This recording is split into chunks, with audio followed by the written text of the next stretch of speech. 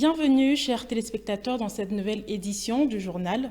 Dans l'actualité, l'Alliance Fleuve Congo, en coalition avec le mouvement du 23 mars, a présenté à la presse un rapport sur les violations du cessez-le-feu par le régime de Kinshasa. C'était mardi 9 décembre lors d'un point de presse tenu par le leadership du mouvement, dont Corneille Nangaa, le coordonnateur, Bertin Bissimois, le coordonnateur adjoint en charge des questions politiques et diplomatiques, ainsi que Freddy Kaniki, le coordonnateur adjoint chargé des questions économiques et développement.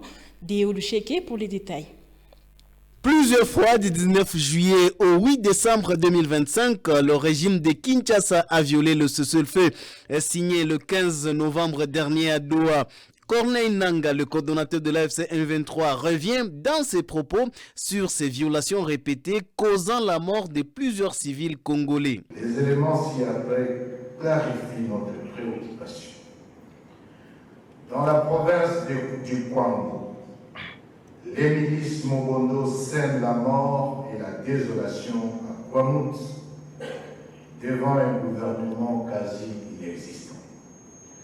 En Ituri, les milices Codeco écument et massacrent les populations civiles au vu et au su du monde entier, sans aucune assistance gouvernementale.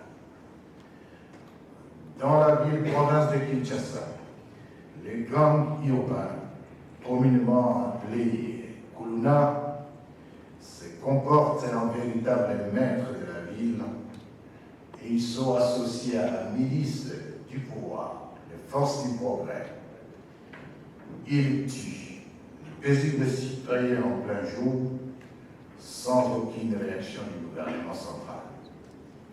Au Katanga, les milices tribalo-politiques déguisées en trésors artisanaux imposent la loi du plus fort devant une population katangaise abandonnée à son triste sort. La méchanceté du régime criminel de Kinshasa ne s'arrête pas à violer le cessez-le-feu, mais à créer le blocus d'un camp de concentration à Minembwe, clouant une communauté à vivre sans espoir. Corneille Nangaa décrit la pénible vie que Kinshasa impose à la communauté Banyamulenge. La méchanceté du régime criminel de Kinshasa se remarque aussi à travers le blocus de Minembwe contre une seule communauté, les Banyamulenge. Les FARDC, les forces burundaises, FDLP, les FDLR et les Ouazalais, sur ordre du régime irresponsable de Kinshasa, ont carrément créé un camp de concentration à Minembwe. Pas d'entrée, pas de sortie, pas d'accès aux machines. La population vit depuis février 2025 sans sel, sans sucre, sans savon, sans huile, sans pétrole, sans tout autre produit de première nécessité, que l'on peut se procurer sur les marchés locaux. Ces actes intolérables mettent l'AFC M23 dans la posture défensive pour protéger les populations civiles et faire taire les menaces à leur origine.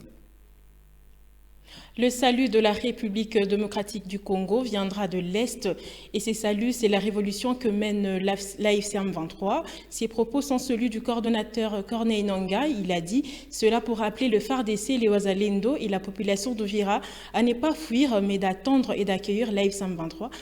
Suivons ici le coordonnateur de l'AFC M23. Et pour ce qui se passe à Uvira, vous êtes des Congolais et FARDC. Vous, les Ouazalais, vous êtes des Congolais. Nous vous lançons un appel. Ne fouillez pas. Attendez-nous. Venez. Mettons-nous ensemble. La paix dont jouit aujourd'hui, l'espace déjà libéré. Mettons-nous ensemble pour que nous contaminions le reste du pays ensemble. Ne fouillez pas. Rejoignez la révolution. Quelqu'un a dit hier que les ténèbres ne régneront pas tout le temps. Ton salut vient. Pour une fois, il a dit vrai. Parce que c'est le Saint-Esprit qui l'a inspiré, il a prophétisé. Que les ténèbres, il a prophétisé que les ténèbres qui l'incarnent. Et enfin, en train de trouver ses limites. Et dans les jours qui viennent, le salut du Congo vient. Toujours dans ce même contexte, dans un message patriotique, l'honorable Moïse Nyarugabo appelle le FARDC et Ouazalendo à déposer les armes et d'être prêts à participer dans la construction de la paix dans cette partie du Sud Kivu. Suivons ici Moïse Nyarugabo. Message à mes compatriotes du Sud Kivu. Je voudrais ce jour m'adresser à mes compatriotes de la province du Sud Kivu pour un message de compassion à cause de la situation de guerre et ses conséquences que nous traversons, en particulier ceux du territoire de Walungu, de Mwenga, de Shabunda, d'Uvira et de Fizi. Je lance un appel à nos parents, nos frères et sœurs de Luvungi, de Bwegera, de Kitemesho, de Luberizi, de Mutarule, de Nyakabere, de Kyanyunda, de Sange, de Kabunambo, de Biriba, de Runingu et de Kiliba, afin de vous demander de rentrer chez vous, dans vos cités, villages et maisons. S'il vous plaît, ne continuez pas à fuir, à courir, ce qui vous expose à plus de dangers, à beaucoup plus de risques. Aux frères et sœurs d'Uvira, à partir de Kawizi, de Kala, de Mayamoto, de Kavimvira, Kasenga, Mulongwe, Kimanga, Songo, Kilibula, Kalundu et d'autres quartiers, toute la ville d'Uvira et ses 3 communes, jusqu'à Makobola, de ne pas fuir. Restez dans vos maisons pour 2 raisons. La première, allez ça et là, de la ville d'Uvira, en passant par Makobola, ou par le lac, jusqu'à Baraka, et même jusqu'à Kalemi, vous expose à beaucoup plus de dangers, à beaucoup de dangers de tout genre. Mais la deuxième raison, c'est que ces jeunes que vous voyez, ces militaires que vous voyez arriver, ne sont pas vos ennemis. Ils n'ont aucun problème avec vous. Au contraire, ils vont vous sécuriser. Et vous allez voir la différence. Je vous le garantis. Ne continuez pas à croire aux mensonges de tous les vendeurs des illusions qui vous ont menti depuis des années et qui, jusqu'à ce matin, vous disaient que même Luvungi n'est pas encore libéré. Vous venez de vous en rendre compte que tout ce qu'il vous disait était faux. Il vous exploitait.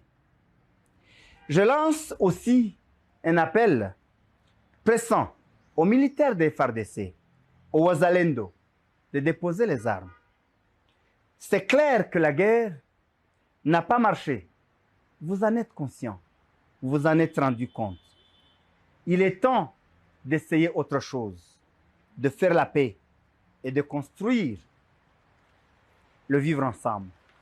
Continuez à vous battre, à résister dans la ville d'Uvira, c'est vous exposer vous-même à la mort, inutilement, et surtout exposer la vie de nos parents, de nos frères et sœurs et de toute la population de la ville d'Uvira. J'espère que vous allez m'écouter pour votre bien et pour le bien de nous tous, et je vous verrai très prochainement. Dieu nous garde. La situation sécuritaire du territoire de Massissi se porte bien. Plus question des vols ou kidnapping. L'administrateur de ces territoires invite donc toute personne souhaitant de vivre à Massissi de ne plus hésiter. N'est-ce pas, Gérard Angui? La situation sécuritaire du territoire de Massissi s'améliore 10 jours les jours grâce à l'AFC-M23 qui est en train de stabiliser l'ensemble du territoire de Massissi.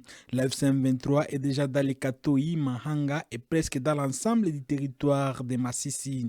L'histoire des vols des vaches est désormais au passé et plus question de kidnapping, nous a fait savoir l'administrateur du territoire de Massissi, Emmanuel Ndizeye.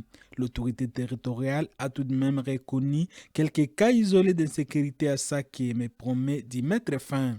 Lakini sekirite ya hii mtaa wa Masisi ni sekirite ambayo siwezi tofautisha na sekirite ambazo tunaona kwenye nchi za nje, hata niseme Amerika au zile pays za Asia, Europe.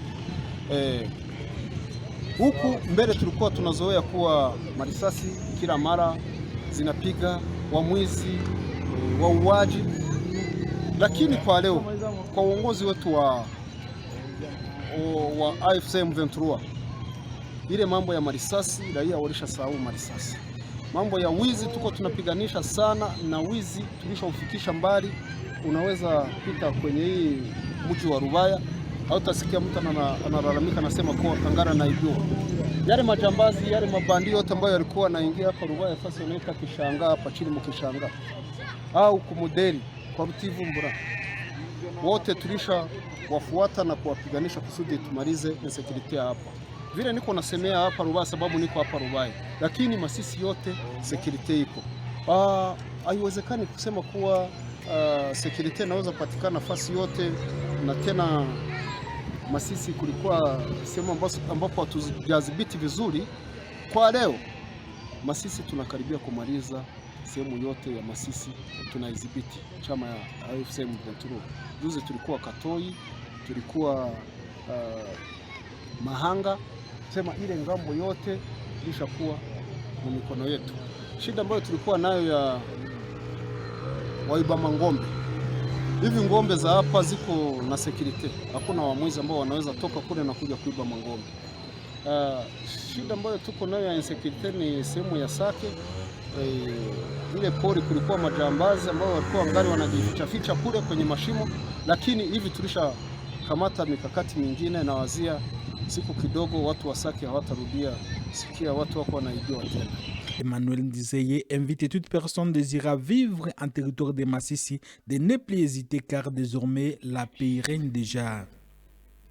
Dans le reste de l'actualité, la journée internationale de la lutte contre la corruption, célébrée chaque 9 décembre, une raison pour laquelle dans la conférence de presse tenue en cette même date, le coordonnateur de l'Alliance Fleuve Congo, en coalition avec le mouvement du 23 mars, Corneille Nangaa, a précisé que le mouvement s'engage activement dans la lutte contre la corruption. Suivez. Nous avons quitté le confort pour rentrer dans l'inconfort.